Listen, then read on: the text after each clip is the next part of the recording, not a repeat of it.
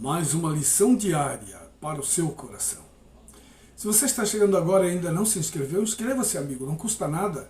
É só apertar o botãozinho vermelho aqui embaixo, acione o sininho das notificações e, por favor, dê o like fortalece muito o nosso canal. É muito bom estar falando com você, amigo ouvinte da Rádio Milênio, e também os amigos ouvintes da Rádio Advir. E com você também, amigo internauta. Hoje é aquele dia que nós fazemos aquele resumão de tudo que nós enviamos para você como lições diárias para o seu coração. É interessante notar que o tema geral foi ressurreições anteriores à cruz. E nós vimos várias ressurreições.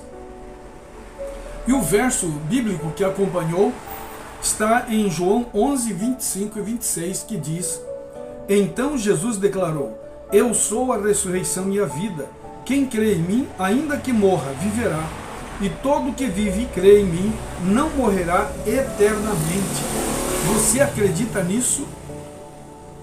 É isso que Deus quer que nós façamos, acreditemos o que Ele está dizendo. Se nós formos fiéis a Ele e nós crermos nele, acredite, mesmo que a gente morra, viveremos eternamente, não morreremos a segunda morte, ou seja, a morte eterna. E nós enviamos para você uma lição que fala sobre a ressurreição de Moisés. Ora, Moisés morreu, de fato, e Satanás batalhou pelo corpo dele, mas Miguel nem deu moral para o diabo, que é Jesus Cristo. Ele simplesmente disse: o Senhor te repreenda, e levou Moisés com ele para o céu. E a maior prova é que depois Moisés apareceu conversando com Jesus no monte da transfiguração. Ou seja, se Moisés não morreu, então por que ele estava ali? E outra coisa, se ele morreu, a maior prova é que ele ressuscitou, porque ele estava ali junto com Elias e o próprio Cristo. Então nós vemos que de fato Moisés morreu, porém Deus o ressuscitou e levou para a Canaã celestial. E também, ainda no Antigo Testamento, nós vemos a viúva de Sarepta que perdeu seu filho. E também o filho da Sunamita. O filho da Sarepta, da viúva de Sarepta, foi com Elias. Já o filho da Sunamita foi com Eliseu. Então, o tratamento de um com o outro foi o mesmo, do pobre com o rico. A viúva de Sarepta era pobre, já a viúva de Sunamita era rica, muito rica. E, no entanto, os dois foram tratados da mesma forma.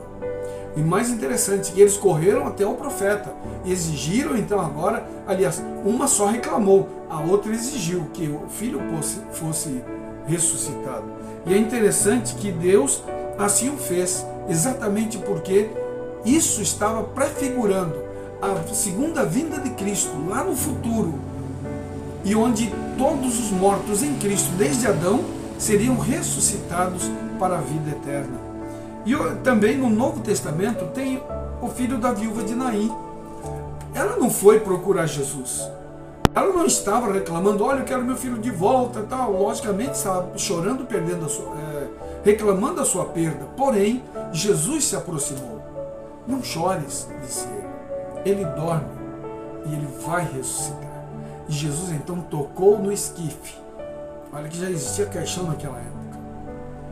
E então o menino voltou à vida e Jesus o entregou para aquela mulher. Jesus se compadeceu da viúva e lhe restituiu o filho em que ela pedisse, sem que ela pedisse. Que coisa impressionante. Ele disse: não chore. Chegando-se, tocou no caixão e os que estavam carregando pararam. Então Jesus disse: jovem, eu ordeno a você, levante-se. O que estava morto sentou-se e passou a falar, e Jesus o restituiu à sua mãe. Você encontra isso em Lucas 7, 13 a 15. Chamaram-no do grande profeta, Jesus, o grande profeta. E a filha de Jairo também ressuscitou, está no Novo Testamento. Então veja, nós estamos falando de pessoas que ressuscitaram no Velho Testamento e pessoas que ressuscitaram no Novo Testamento. E o próprio Cristo o ressuscitando. Jairo, foi interessante, que Jairo estava ali falando com Cristo, olha, vá até minha casa e tal. E Jesus ali conversando com ele. De repente chegou uma pessoa e disse, olha, não perturbe mais o mestre, teu filho já morreu. O filho estava doente, mas agora estava morto. E agora Jesus pergunta para ele, você crê? Ele disse, eu creio. E Jesus foi lá e ressuscitou. Cristo estava mais uma vez dizendo que quem está em Cristo,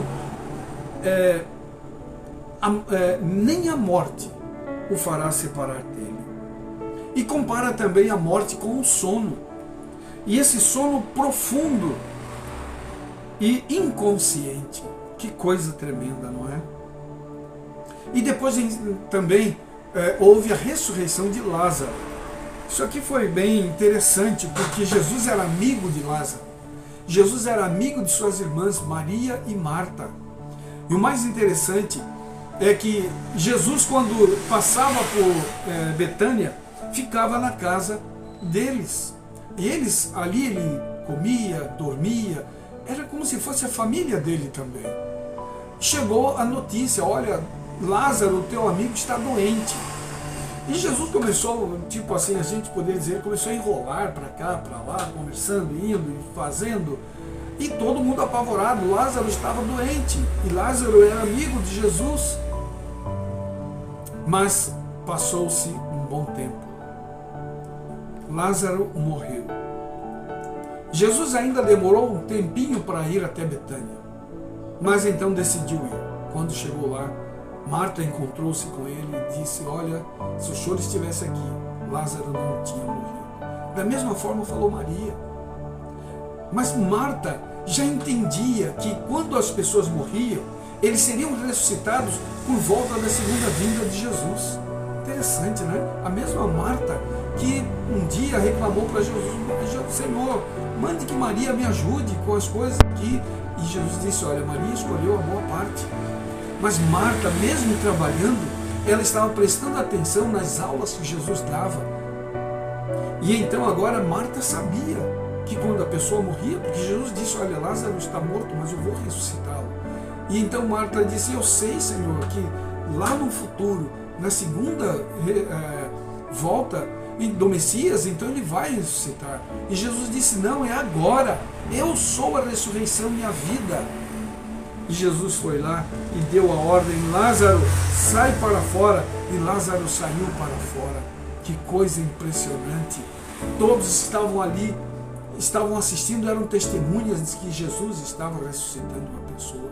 É claro que os judeus encontravam razões para descrer ou desacreditar nas curas e milagres de Jesus. Por quê? Lá no caso da filha de Naim, na viúva de Naim, então agora eles podiam dizer, não, mas ela só estava dormindo, porque Jesus disse que ela estava dormindo. Mas agora Lázaro já fazia 4 dias, estava mal cheiroso já. Marta disse, olha, Senhor, não abra, já faz 4 dias. Mas Jesus fez questão de que tudo isto acontecesse, exatamente para que aqueles críticos entendessem que Jesus, quando falou que ele dormia, era a morte, estava comparando o sono à morte. E agora eles estavam vendo, porque Lázaro estava mal cheiroso. E no entanto, quando Jesus disse, sai para fora, ele saiu para fora. E as suas mãos ainda estavam atadas, e os pés também.